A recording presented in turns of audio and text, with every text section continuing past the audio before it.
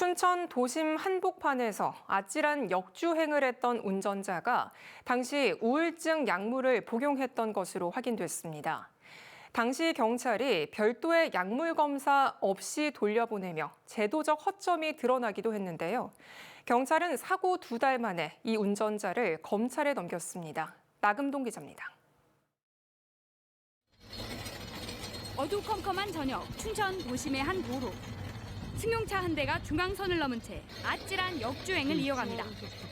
이미 부서진 앞범퍼가 덜그럭거리며 요란한 소리를 냅니다. 역주행이 한참 이어지는가 싶더니 승용차는 인근 중앙분리대를 들이받은 뒤에야 겨우 멈춰섭니다. 어떤 남자분이 오셔서 창문을 막 두드리시더라고요.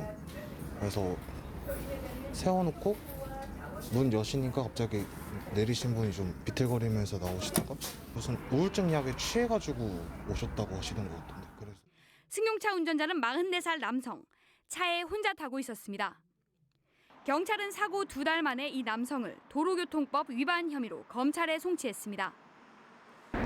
이 도로에서 역주행을 하다 사고를 낸 남성은 경찰 조사 결과 우울증 약물을 복용한 것으로 드러났습니다.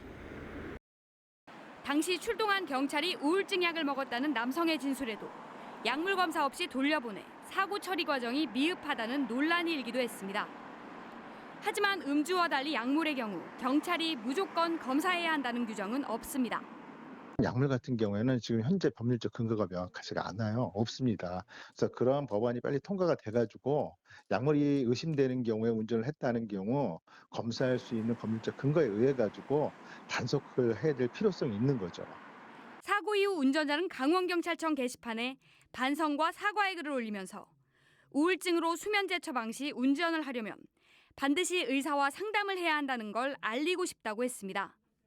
향정신성 약물을 복용한 뒤 정상 운전이 불가능한 상태에서 운전대를 잡을 경우 3년 이하의 징역이나 1,000만 원 이하의 벌금, 면허 취소 처분이 내려질 수 있습니다. MBC 뉴스 나금동입니다.